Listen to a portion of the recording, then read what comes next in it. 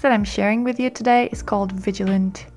It is a very simple watercolor painting, and I will do my best to guide you through my creative process.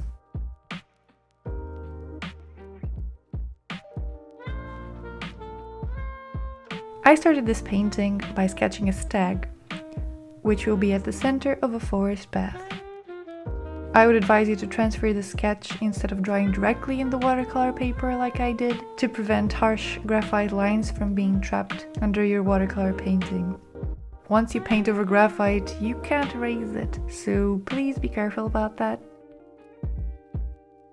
As you may notice, I prefer to work in layers, and not all papers are very receptive or work with this kind of technique.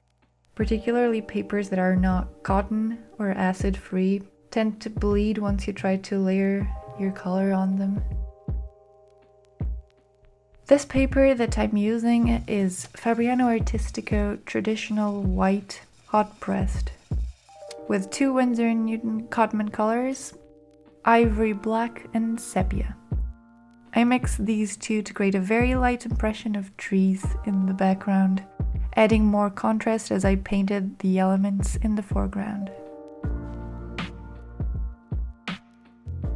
I wanted to keep the background on this very light and slightly abstract, so most of the attention would go to the stag.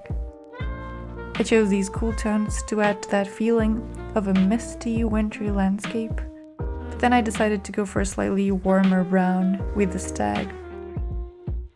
I use Royal Talens Rembrandt burnt umber for the body, mixed with the black I mentioned previously for depth.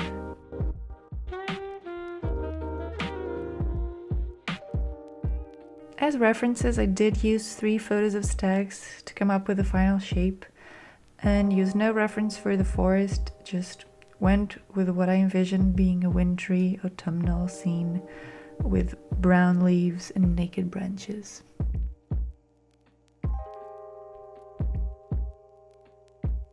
I know watercolor can be a pretty challenging medium, but through experimentation and practice, you will be able to create beautiful stuff before you know it. If you have any questions about this painting or watercolor in general, please feel free to share it in the comments.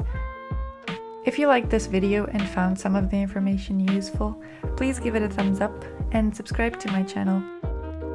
See you next time!